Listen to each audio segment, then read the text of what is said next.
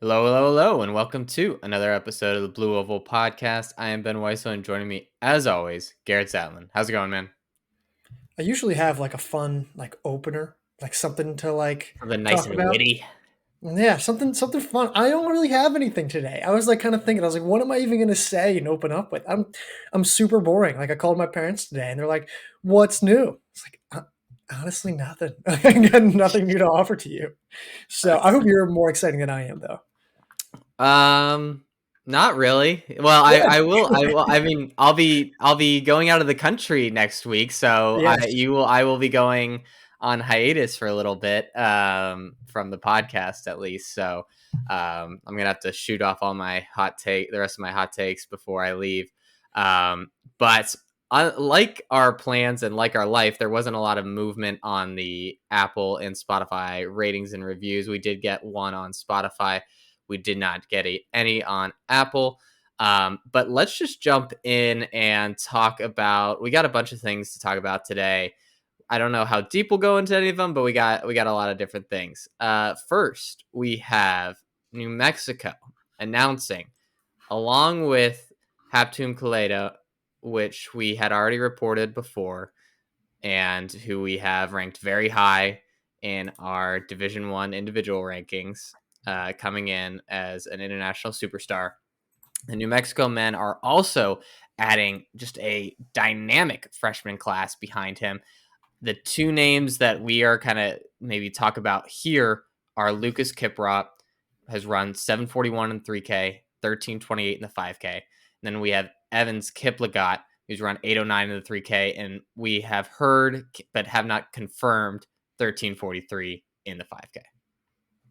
Yeah, so this was the recruiting developments of Kiprop and of Kiplagat were first reported, highlighted by Joshua Grenade. I have no idea if I'm saying that right, but on Instagram. So first to get that, but it really is like a fascinating development here. It's basically the Alabama model. Yep. It's the we're going to load up on three international stars.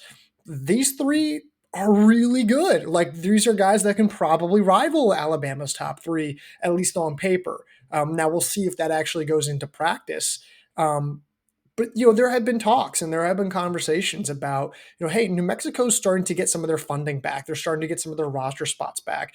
I think during the pandemic or leading up to the pandemic, there have been some pullback from some of their resources, and Yep. now they're beginning to get back there. And it clearly shows with some of the recruiting, not just here, but they also brought in a D2 All American and Thomas Turmo. Jonathan Carmen's running really well. Stephen West was a Garmin running lane champion in high school. He's being recruited. So, with this firepower and with some of the other pieces they have, New Mexico's a sneaky good team now. Yep.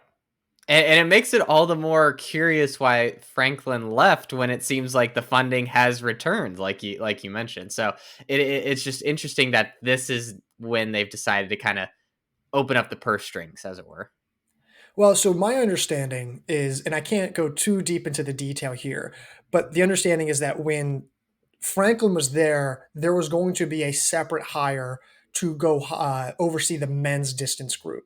Okay. But of course, when Franklin left, that fell apart, and that Sure. individual is no longer going to be hired there. So it was kind of they were supposed to be bringing in someone else specifically there. So I guess Franklin was going to be more specific to the women, which makes sense given how much success that he had already Sure. had with that women's group. But I guess now the question is this: knowing what you know about guys of these caliber, right, and knowing kind of what you know about the rest of this group here, like I said, Carmen's a really solid returner, Termo, Stephen Yeah. West. Where do you see these guys in our rankings? Is this like a ranked team? Is this top 25, top 20? I mean, what does the math for you suggest? Yeah, I think that they should be top 30. I don't know if I'm ready to put them in our rankings just because, I mean, you have with Kiprop and Kaleda, like two guys that I think should come in. Kaleda should be a top 10 guy, and then Kiprop, I think, has a chance of being in that in the All American range. I don't feel like Kiplagat is that as good of a top, or that third banana as we've seen in years past, like you said with the Alabama model. I don't know if he's going to be pushing for a All-American position? And if he is, then absolutely they're a top 25 team. But for me, I mean, there's plenty of men in the NCAA with those kind of PRs who aren't running in the top 60 at NCAAs. Like that, while those are good times, that doesn't guarantee anything in terms of very high finish at NCAA. So and I think them being in the mountain region, it's going to be a difficult climb to make nationals. They're going to have to score some points. This isn't like they're in the mid Atlantic or the South Central or the Southeast or the South, where you can just kind of show up to a regional meet and qualify by just doing well there. They're going to have to put in a lot of work before that regional meet. I don't know if I would put the Southeast in that same group. Oh, I yeah, think the sorry, I meant Southeast South, not Southeast. right. Southeast is Yeah, good. Yeah. Southeast is a little different. Yeah. Yeah, see, but I think this is a good team. I actually Yeah. think that even if Evans Kiplagat is like not quite there, I think the back end of this team could theoretically be better than what we see from Alabama. I don't know by how much, but I think it's a little bit better. And so I would say this is probably a top 25 team. I don't know if I would go as far as saying like this is a top 20 team, but 741 3K and 1328 for Lucas Kiprop and him being what's projected to be now your second guy is really scary. And we're saying, okay, well, I don't know if Evans Kiplagat is going to be the same third guy that maybe Hillary Chariot or Ilya Kipsang is for Alabama, but also we don't know. We don't know if he is or isn't, right? I think there's an element there where it's like, okay, fine. If he's not top 60, what if he's 70th or 80th, right? What does that factor in? So, yeah, I think this team's probably top 25. We're going to find out at GRIAC. I think that's going to be important. And I think the other aspect of this conversation, and I don't usually, well, let me rephrase this. I try not to read a lot of the comments that we get on our Instagram posts, but on posts like these, I do like to read them. And what I should note to everyone here is that the New Mexico roster lists all three of these men as freshmen. I know. Now, look, I don't. There's one of these guys, I forget which, who I couldn't find the exact birth year for. Right, I believe it's Evans Kiplagat. I couldn't find for, but Lucas Kiprop, I believe, if he's not 21 already, then he's 20 or he's about to be 21. Right, we can debate that all day. Sure. But Habtum Samuel Kaleda is 19 years old right now. His birthday is in November. There are multiple instances of 19-year-olds being freshmen. There's a chance that if his birthday's late enough in November, he'll still be 19 at the NCAA championships. Right. So I'm like, so I can understand people being like, well, these guys are taking. I'm like, this is not uncommon. Like 19 years old is actually very fair, and I think it's a little unfair for people just to assume, well, they're these crazy old guys. It's like, no, actually go in and look. Kaleda itself, I can't say anything, maybe about Kiplagat or Kiprop, but Kaleda's 19. And that's also makes it crazier to think that he's 13, 5K and 27, 20, 10K. Yeah. And even like 20, like in the years where we've had 6th year, like, I mean, I'll put myself in there when being like 23, 24, like competing in the NCAA. I mean, 4 years later after 20, I mean, that puts you in a range where that's not super unusual at this point. So yeah, I don't think that argument necessarily holds a lot of water. But yeah, I think we're kind of splitting hairs here. I think you saying top 25, I was saying top 30. I think we can agree that they're somewhere between that 21 to 28 kind of range in the NCAA. And yeah, they'll be one of the more fascinating teams to watch just because we don't really know what any of these guys have looks like in the NCAA stage, like or at least on the D1 NCAA stage. Like this is going to be a complete overhaul. We're going to see a lot of we're going to learn a lot in this first race. So they'll be really interesting to watch, but they've built something up from the top down, which is going to be should be very, very good this year. If you had to put money on it, if I said, Ben, put money on it right now, are they qualifying for NCAAs? Would you put money down or would you not? I think I would on yes. I think they should be one of the top 31 teams. And I think they're going to have the opportunity to pick up points to be able to position themselves well enough to make nationals Whether or not how they do at nationals will probably depend on how their low stakes really do run, if they can really be highly competitive. But I think they'll get there. And final question, Lucas Kiprop, right? Yeah, 741, 1328. And those are, I think, are, it's not just like time trial things that like I'm watching with sure. maybe some other guys. I think these are all legit times. Where would you rank him in our top 50? If at all. That's a good question. Probably in like the 2025 range. Okay. Okay. I'd How say about you? probably 25 to 30 range. Okay. That's Yeah. probably, I'm just because I'm just the cautious kind of guy of Conservative. like, Yeah. let's see Yeah. what happens. Yeah. I'm fine with that. I think he certainly is in the top 40. It's just, but I don't think you can put him any higher than 20. I mean, those times are good, but you had to run low 740s to make it to NCAA's in the 3K last year. Like, it's not. Is that right? What was the exact time? Was it seven? Really? Was it 743 or 744? Like, it was Oh, ridiculous. this is interesting. Now I got to check this out. So men, let's go to 3K. The 16th time was 744. And I Yeah. think because Sprout dropped out, that means Blanks got in at 744.76. Yeah. Yeah. Now, granted, that said, this guy's run 741, I believe, on an outdoor oval, I should clarify. Yeah. And that would have put him anywhere from 3 or 4 or 5. Sure. Yep. Yeah. So he'll be good. Like, there's no doubting that. Like, it's just a matter of how good. Right. But yeah, they will certainly be an interesting team to watch moving forward. But let's transition to one of the upcoming meets this weekend, and that is the race that is happening in Virginia. Instead of the Cowboy Jamboree this year, we're getting the Virginia Invitational. This will be kind of a pre-national race for a lot of these teams. This is where, of course, nationals is being held. So we're going to go through, and each of us we've each made a list of 2 teams on both the men and women's side to go through and talk about maybe the teams that we're most interested in seeing debut, probably hopefully their full squads, and compete against a nationally competitive field. Yeah, and I don't think we're going to see a lot of these squads run full squads, just like we didn't see last year. I mean, I can imagine we'll probably see squads that are like 80% there, or maybe Right. 60%, or something like that. So we'll have an idea. We'll certainly have a competitive understanding, especially because the Colas implications of this meet are probably pretty significant.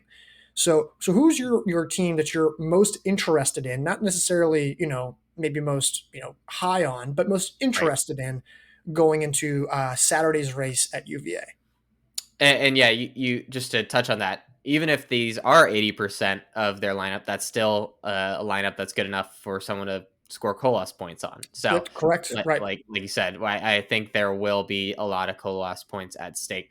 So, with that said, the team that I'm most interested in watching, at least on the men's side, is Virginia. Like, Mhm. they're on their home course.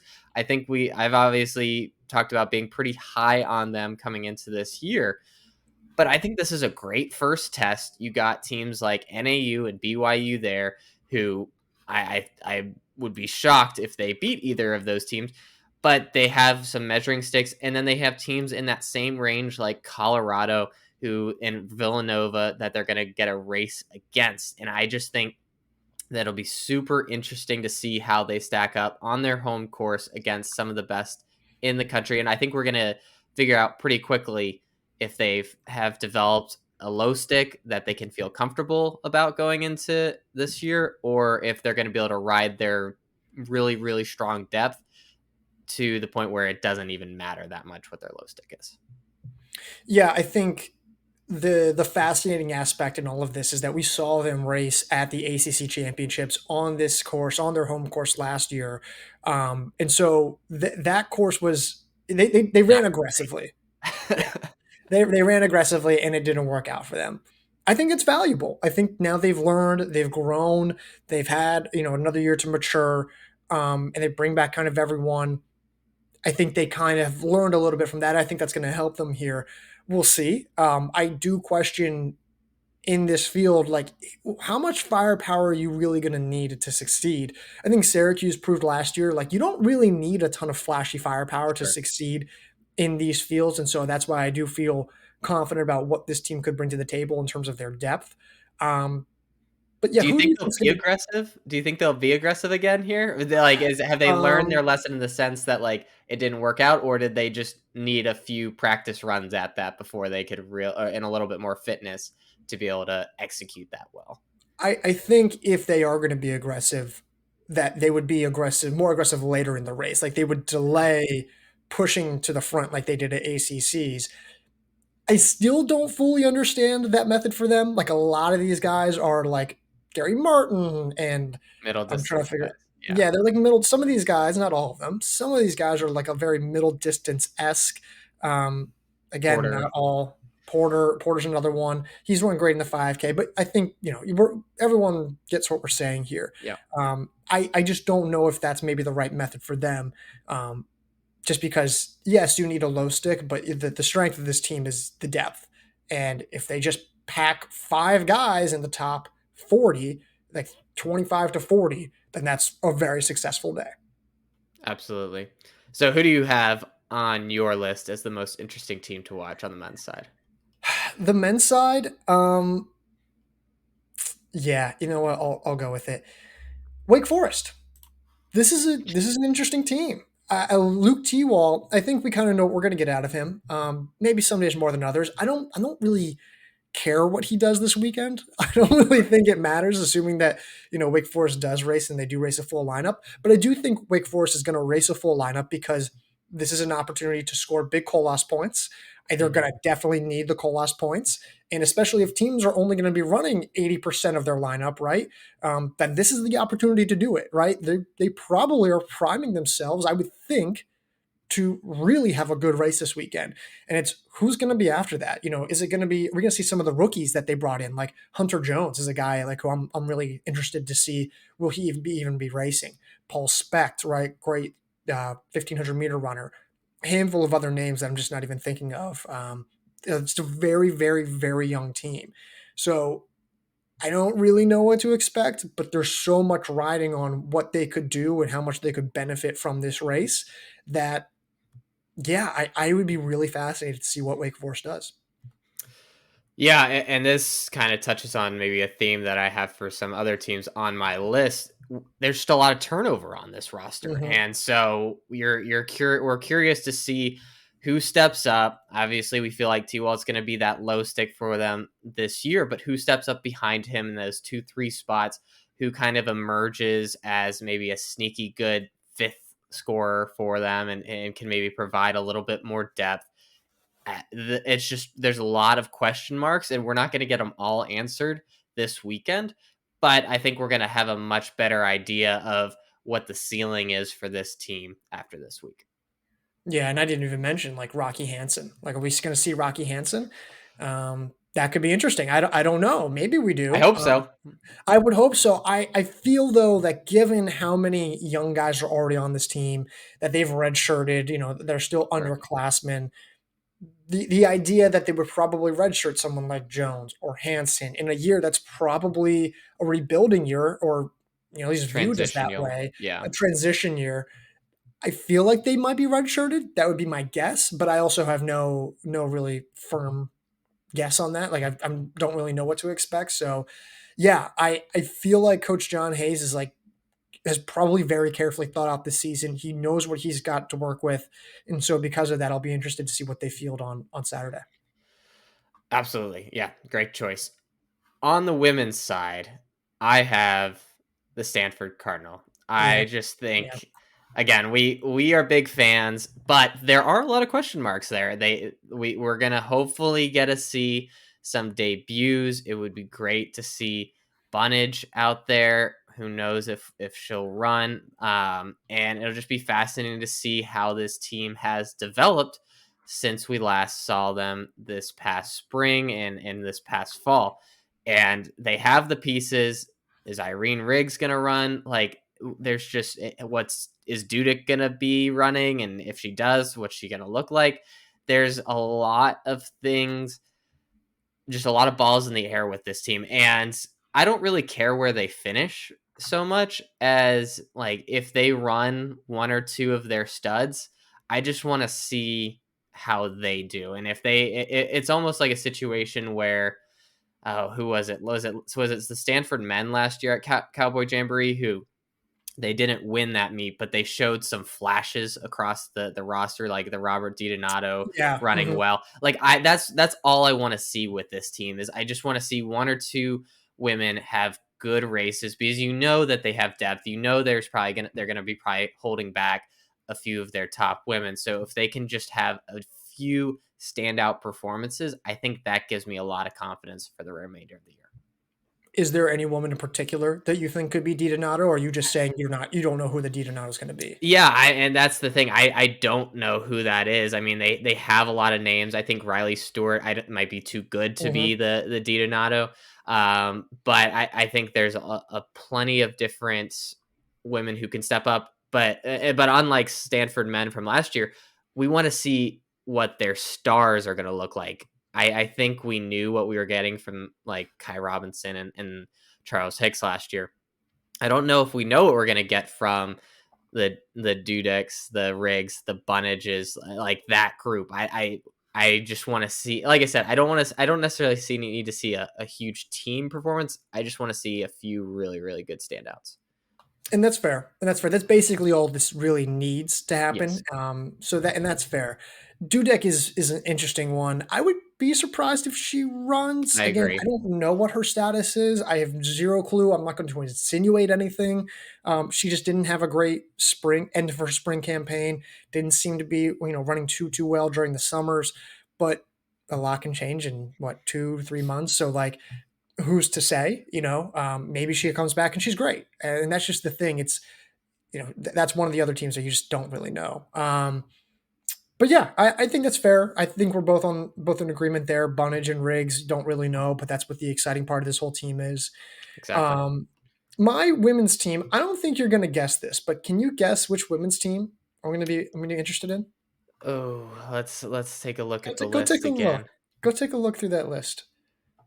I don't know if Who you're going you're to get this. most interested? Is it more an off the radar? Yeah, I'll give you that. Yeah.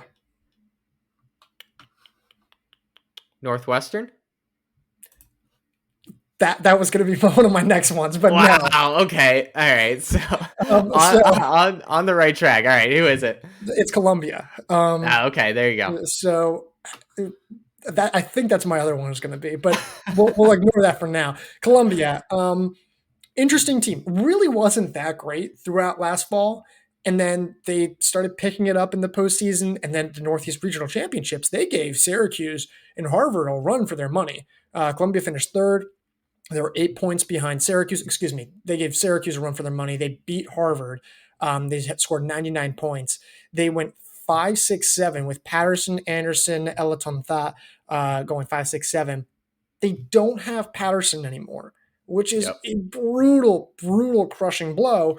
But they seemingly return everyone else. And oh, by the way, they returned Nicole Van Ness, who was injured last fall. So it's like how much worse are they really? And I don't know if they are that much worse. And to me, they were a just miss team in our preseason rankings.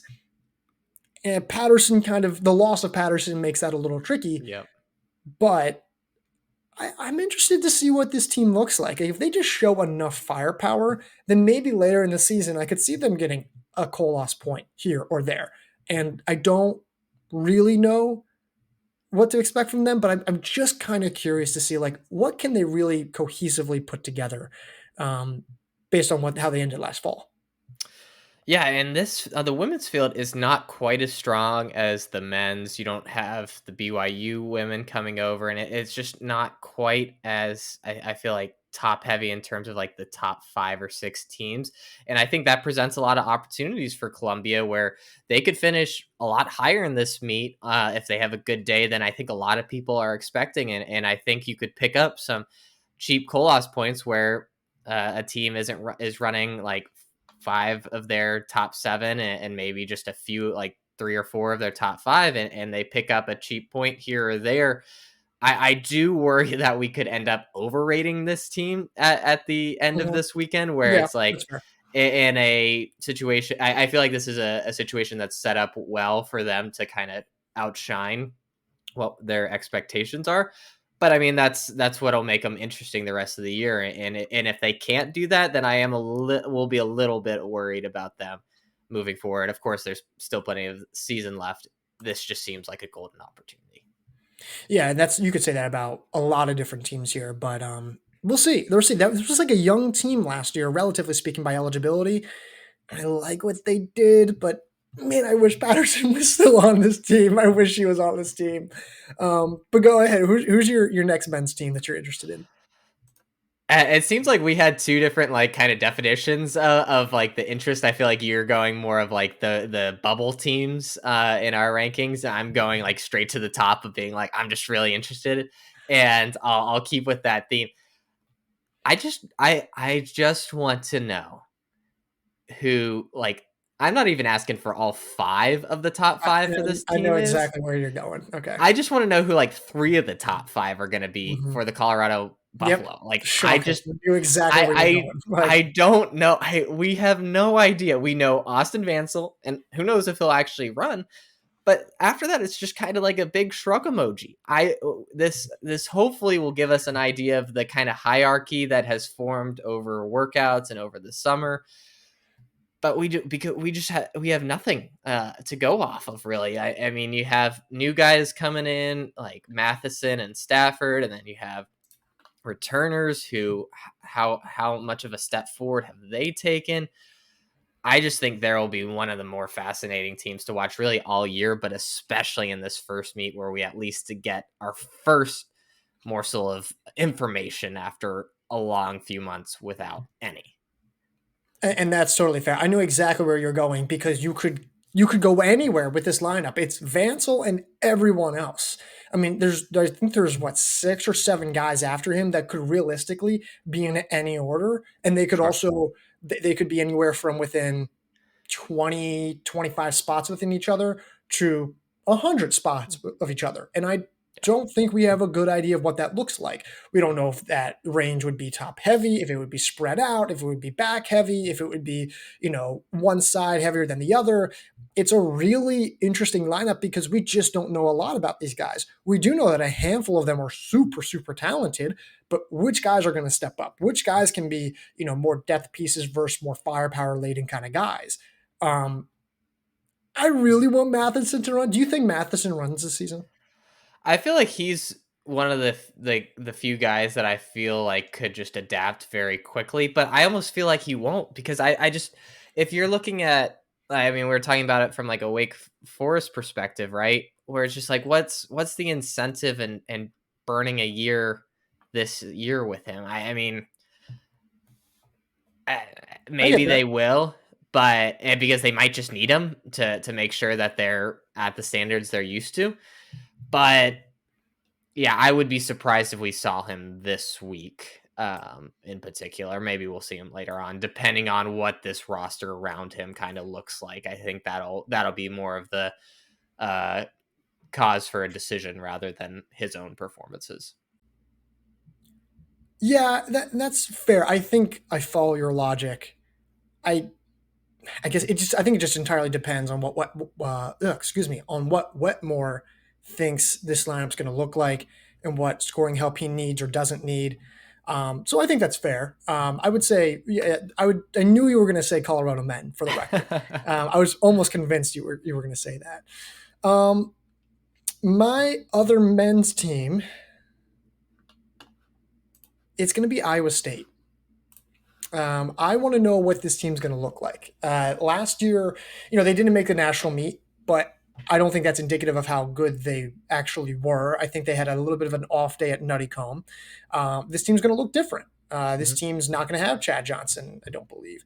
They're going to have Ezekiel Ropp, but is he going to be like the as good on the track on the grass as he was on the track? Yep. They brought in Sanel Masando, right, the JUCO star. But is he the next Wesley Kiptu, or is he going to be more of like a support piece like Kelvin Bungai was? Um, it's very hard to figure out what this team's going to look like. Valentin Soka, the transfer from CBU, right? He was pretty solid. He's actually really good. What kind of impact does he have? There are certainly ways where this team makes improvements. but I don't really know what a lot of these guys are going to bring to the table and just how good they are. This team needs more firepower. They need more help on the back end as well compared to last year. Do I think they're going to be better than last year? Yes, but I'm glad to see them getting in these kind of races because I think they found last year Yeah. you can't just put all your eggs in one basket and hope that it's going to work out. So I like that they're doing this, but also like there's a lot of different names, a lot of different pieces in this lineup that I think we kind of want to see and like what's the actual like the makeup and structure of this lineup going to look like. Yeah, especially when you're in a conference where you could at best get 1 point really out of it. So, and even that will be, I think, a struggle for them. So yeah, Oh, they need I to just take. want to correct. I want to correct. Sure. Sorry, I said Valentin Soka. It's Saeed Mikel. Mikel. So I apologize there. The two different guys I got mixed up there.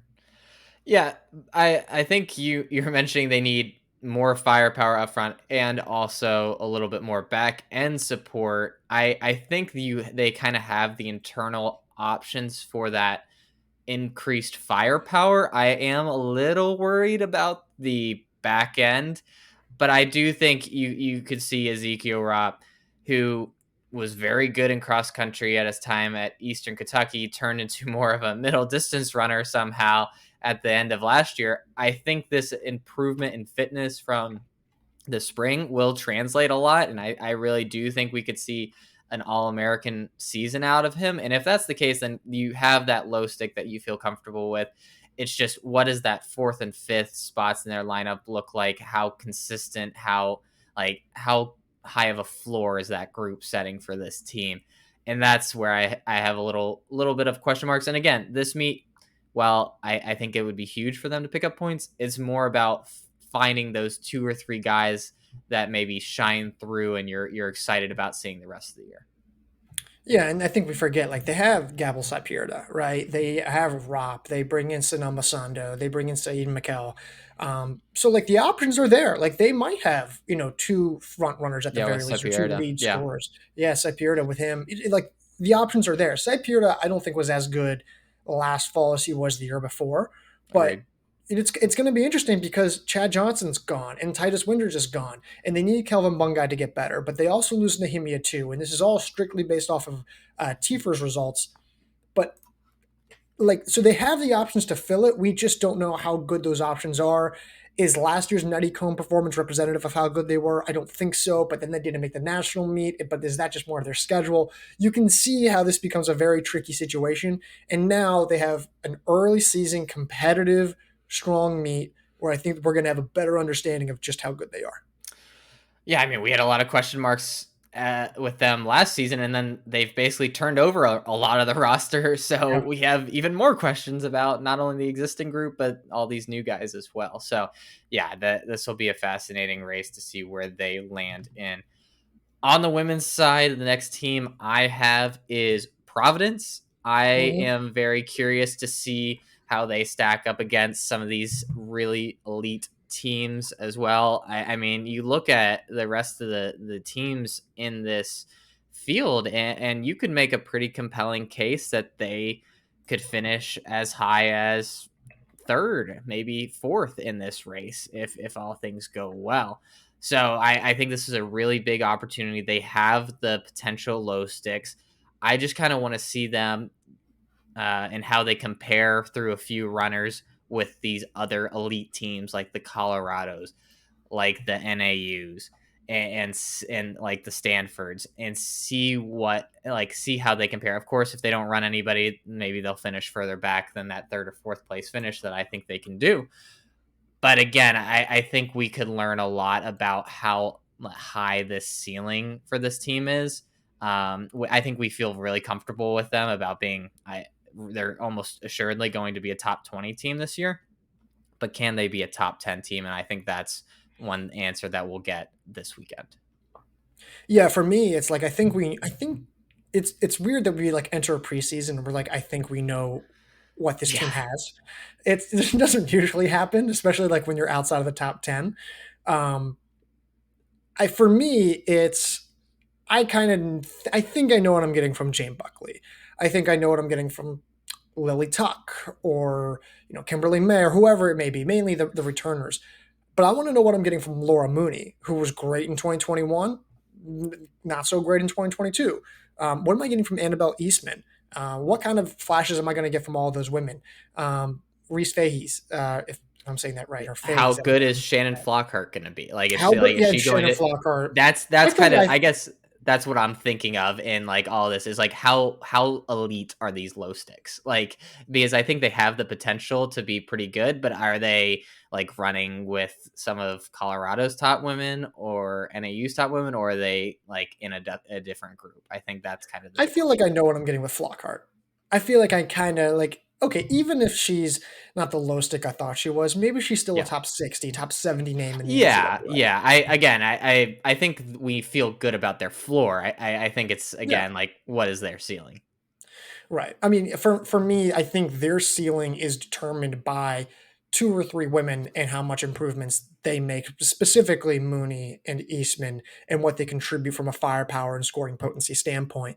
For me, Mooney's that name. It's like I want to see what Mooney can do as she kind of makes an impact. Is she even going to be racing? I would assume she is. Yeah. But she's really talented. I think she's like borderline low stick or at least lead scorer. And I think if she does that, you change the structure of this lineup at least a little bit. And I think this team needs more firepower, needs more scoring potency if they're going to elevate what their ceiling is. But at the very least, like you said, they have an incredibly high floor, and yeah, I don't see them having a poor race. Yeah, and I think that's like they can really go for it. If they run their full lineup, they can really make a big statement here and really kind of show that they're able to compete with maybe some of these podium contenders that are in this race. So yeah, I just think I feel like we could be underrating them because they aren't as splashy as a lot of these other teams Mhm. ahead of them in our rankings. But we know what we keep saying. We know we feel like we know what we're going to get from them. We know that they have the depth. They have like this baseline of consistency, and I think that's super rare for a team that isn't within the top 10 in our rankings. My women's team, I'm doing an audible. I'm not going Northwestern anymore. I spooked you out of it. You did a little bit. But for me, I just kind of keep looking at this team. I'm like, we don't know anything about this team. And it's Colorado. It's the Yeah. Colorado women. And we know, I mean, I think I don't really care if, I don't care if Hertenstein races or how well she does. Same thing with Baran, right? I don't really need to know where they're at in the middle of September. For me, I think that's kind of negligible. Yeah. What I need to know is how good is Covert? How good is uh, Blaga? Right? How good is Hannah Miniuti going to be coming back?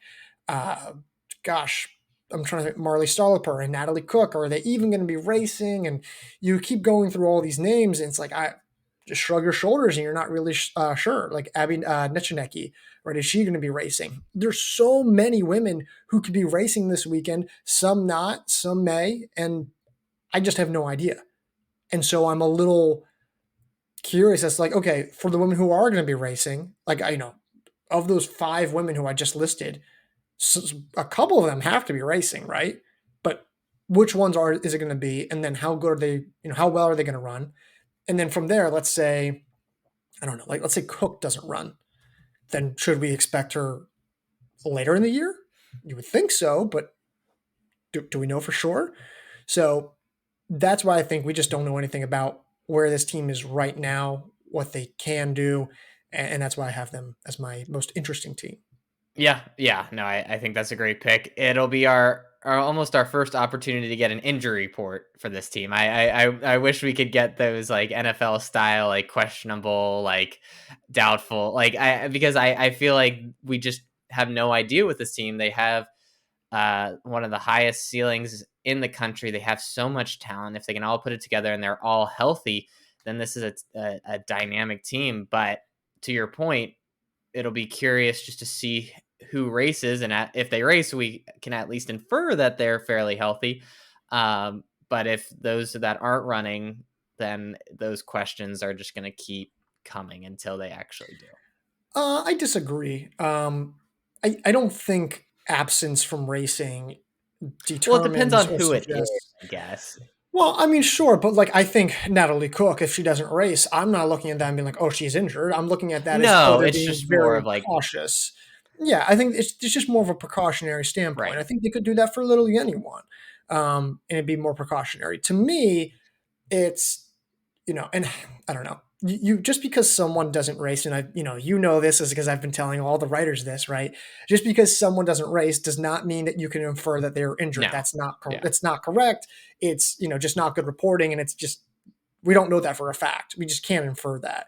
But if someone's like not racing by the postseason by conference, like if they haven't raced at Nuttycombe at that point, then at the very least we can say, okay, we're not expecting them to factor into this lineup for the rest of the Right. year. Sometimes they could, but it's unlikely. So at the very least, I think you're right in saying that if someone like Cook does run, then at least they're saying, okay, then we're at least confident enough about just Yeah. where she's at in her fitness to start racing again. I don't think we would see her just because I think the No, natural I don't idea think is there's just to be any more reason to. cautious. Yeah. But that's just my thought. I don't know. Yeah, it's more of a like opportunities for there to be positive news rather than opportunities for there to be negative news in terms of like by them towing the line that's like, "Oh, hey, we know that they are fit and ready to run." Whereas like if they don't, that doesn't mean that they're not fit and ready to run. We just don't have that confirmation yet. So, That's fair. That's fair. but yeah, it'd be What else? fascinating to watch. Do you want to go over any of the results from this past weekend? Honestly, no, I don't. I don't think we need to. I'm sorry if anyone wants to hear about Rustbusters, but like if you do, go sign up for a subscription on the website. We had a first thoughts article on just some of the main performances there that I wrote. But no, I don't really want to talk about mid-September Rustbusters that I don't think matter. And I'm sorry if Yeah, I offended anyone, but they don't. So there was a few interesting individual performances, but yeah, it's hard to gauge any team performances. I will say, hey, my Belmont Bruins on the men and women's side came out looking pretty good at the John McNichols invite. They looked pretty good. So I will say that those results matter, but the rest probably do not. the only mid-September performances that I care about is how Virginia Tech football and Pittsburgh Steelers football is doing. And let me give you a report. It's not well. Not It's not good. going well at all. We've Virginia Tech has lost to Rutgers and Purdue, which is not great. And the Steelers just got killed by the 49ers. They'll probably lose to the Browns tonight. Knock on wood. But yeah, those are the only performances that I care about in mid-September. But that's also all I have for today. All right. Well, until next time, I'll talk to you. I'll talk to you.